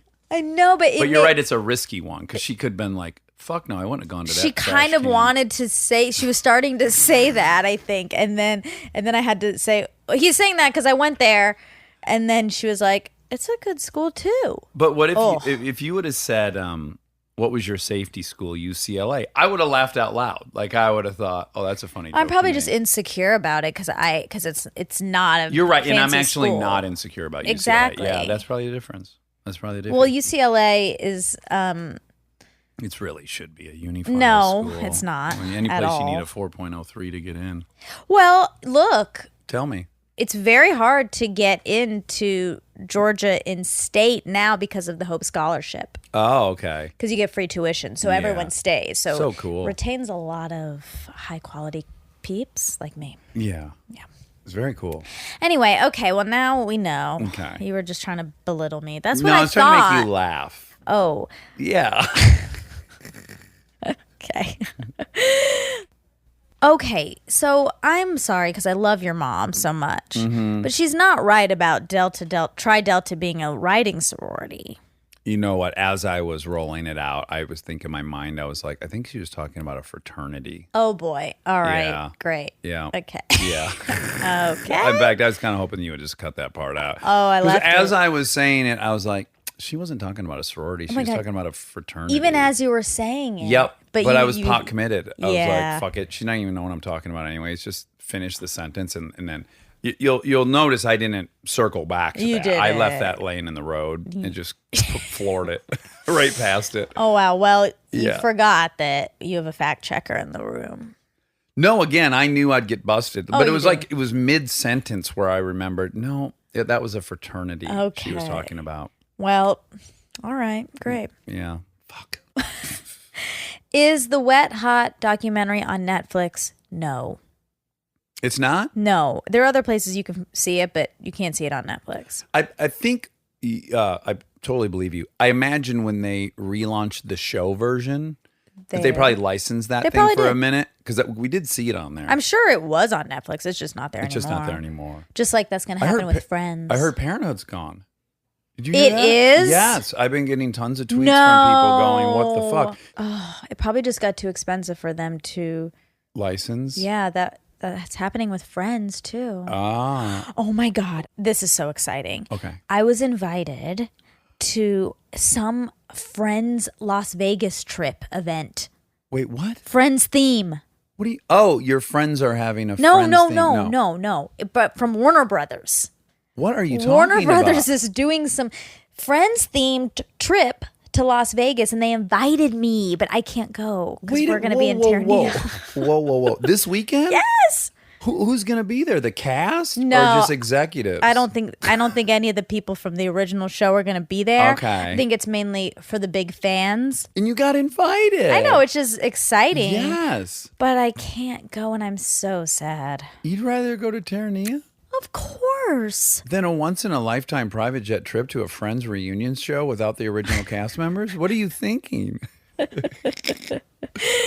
Wow. I have to prioritize my real friends above Your my fake pretend friends. That's really awesome that they knew about your I hyper know. fandom and reached out to you. I know. I said I need whatever they do next. I got to be involved. Aniston's been doing a lot of publicity. What's she promoting? She's new on Instagram. Oh my God, she's doing press to announce her arrival on That's Instagram? right. That's right. That's right. That's wild. I know. No, it was like a big deal on Instagram. Like everyone was talking about Oh. it, posting about it. Everyone was all a Twitter over I it? obviously followed her immediately. How many followers did she have? Oh, great question. 16 million Let's or something? see. She was at 10 million yesterday. Oh my God, Rob, you know about all this? Oh my Saw it God, too. Rob, are you following fucking her? guys. I'm not. Okay. He was protesting. Yeah, It's not he's- punk rock enough to follow her. Okay, she has 12.7. Wow. Right out of the gates. She's following 134 people, and she has Are you- 3 posts. Her Why handle did she is should Jennifer come Aniston. on here to talk about it? Yes. If she wants to promote Instagram, she should definitely come on here. Yeah, we promote our show on Instagram. Guess what? I'm gonna give you something here. Okay. She has round features. Oh. I've been on record a lot saying she's one of the most beautiful people I've seen in real life. Yeah. Okay, so who cast Catch Me If You Can and Seabiscuit? Deborah Zane. Justin Timberlake's first solo album. 2002. Rock Your Body? No, Justified Yep. is the name of the album. Sure. The hit song, debuting the hit song Like I Love You, which I don't know off the No. top of my head, I don't need, yeah. but also had Rock Your Body, right? Senorita, Rock Your Body, Yeah. Cry Me a River. Yeah. Those I know. Those I love. Rock Your Body's the one that got me. My friend Robbie in high school loves that song. I pretended that he loved it. We were in the car once and it was on and he was kind of just like bopping his head. And then I like made a whole to do about him loving that song. And he was so embarrassed. He was. Yeah. Because it was too effeminate or I something? guess. I mean, it was probably just, Emasculating? I'm sure it was emasculating him. I'm sorry, Yeah. Robbie. That was mean. Wobby Wob. Wobby 1.0. But he's in good company if you liked it. Oh, I loved it. I It's danced a my great ass off song. to that song. That was at the height of me just being on TV and still drinking. Oh, And I was at a wow. lot of places where that song played, and I've never tired of hearing it. It's a good one. Yeah. It is a really good one. Oh, yeah, because we were talking about a cappella. Yeah, and how sexy those guys are. So sexy. So sexy. The highest grossing movie for first time director is Tim Miller, who directed Deadpool. That grossed over $782.6 million. Jesus. Well, even just to be clear, the title I was giving her was biggest opening weekend for a first time director, Oh, which she said has been surpassed, She did probably it. by Deadpool. I would yeah, Deadpool assume opened Deadpool. gigantic. Yeah, Yeah, over 100, I think. I think so. Yeah. I would assume Yeah, so. yeah. Yeah, I know. Yeah, It it's did. over 100, Yeah, it yeah. did. It was like 200. Speaking of which, I saw Frozen 2. I know. I'm seeing it on Tuesday. I Oh, can't you are? wait. It's great. Is it? I like it more than the first one. You do. I do. And I'll tell you, that fucking Adina, her songs are like fight sequences in movies. Like, it's like I said to Kristen, listening to her sings like watching Bruce Lee fight. Wow. Because it's just That was building so and building nice and of you. building, and then there's just this fucking knockout, rah, you know. And Yeah. I got again head to toe chills on one of her songs. Ooh, that's I cried great. at Kristen's first song. You did. You know, it's a pattern of mine. Whenever I've seen her sing live, I well up because I think, look at this little person who can do this. That's nice. Yeah, and so I welled up at her first song, and then just head to toe chills at Adina's big song. It's great. That's awesome. I can't wait to see it. So the real a cappella girl group is called Divisi. She was on the fence about if it was called that, and it is called that. Davici, Nope. Divisi. Davisi. Yeah. Couple things it sounds like. Ceviche. You mean ceviche? ceviche, and feces. Oh boy. Okay. Say it again. Defeces? No, Divisi. Yeah, okay. And that doesn't sound like feces to you? I guess it does. Yeah. But they're great and they're hot. Yeah, we love them. Yeah, they're the sexiest. I think they opened at 100 million. Yeah, they did. Yeah. That's all. That was it? Yeah. Liz Banks, glad she came. I was stoking that fire for over a year on Twitter. Slow burn. Yeah, I had a lot of direct messages with her, inviting her saying, yes, I'd like to, but I'm out of town. She's very busy. Yeah. And so I like when those the long games pay off. Kind of fun. Yeah, when they pan out. Yeah. It's You've worked nice. it. You've worked all the leads. Yeah. Feels good. Yeah. Are we hurt that Stern was in town and did Kimmel and he did Bill Maher and he was not an Armchair Expert? I mean, I'm not hurt. Yeah. I understand if you are. I'm not hurt, but boy, would it have been But we nice. didn't get a direct connection to him. Like, well, in truth, I didn't ask. that's what I'm saying. That's what I'm saying. Yeah. Well, that ship Next sailed. time. Next time. Yeah, next time. Next time. I love you. I love you.